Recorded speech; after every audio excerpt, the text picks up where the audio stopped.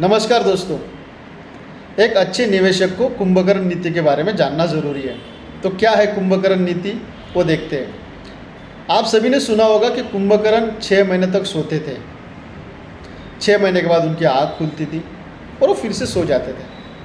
लेकिन जब उनकी आँख खुलती थी, वो देखते थे कि मैंने 6 महीने पहले जो कुछ भी प्लान किया था वो ठीक तरह से चल रहा है या नहीं चल रहा है, मेरी प्रजा खुश है या नहीं है।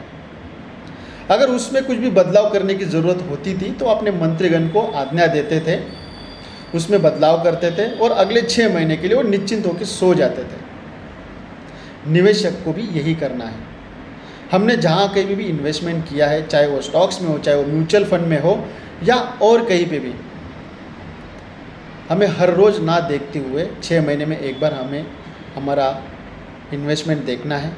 उसमें अगर आपको लगता है कि बदलाव करना है तो आपके जो फाइनेंशियल एडवाइज़र है या फाइनेंशियल प्लानर है उससे बात कीजिए, बदलाव कीजिए और 6 महीने के लिए निश्चिंत हो जाइए।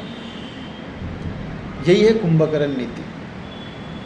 इतनी सुकून की कुंभकर्ण नीति चल रही थी, लेकिन एक दिन अचानक क्या हुआ, रावण ने अपने स्वार्थ के लिए वो कुंभकर्ण को जगा दिया। उठ जा भाई, उठ जा, उठ जा भाई, उठ जा। और कुंभकर्ण ने भी अपनी आँख खोल दी और वो रावण के साथ चला गया। और रावण के साथ जाने के बाद में आप सभी को पता है कुंभकर्ण का क्या हुआ। कुंभकर्ण का अंत हो गया। बस निवेशक के जीवन में भी ऐसे रावण आते हैं। तो निवेशक के जीवन में रावण कौन है? मार्केट में जो सो मच नॉइस है, ये इन्वेस्टर के जीवन के, ये निवेशक के जीवन के रावण है। मार्केट में ये हो गया, मार्केट में वो हो गया, ये बदलाव करो, वो बदलाव करो। इस नॉइस के साथ अगर आप चले गए ना, तो आपका जो इन्वेस्टमेंट का जो प्रारंभ है वही आपका अंत हो जाएगा। इन्वेस्टमेंट का जो प्रारंभ है वहीं पे आपका इन्वेस्टमेंट का अंत हो जाएगा।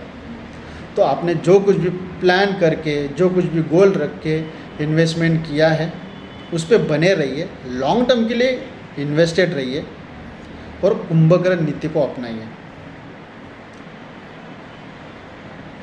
धन्यवाद।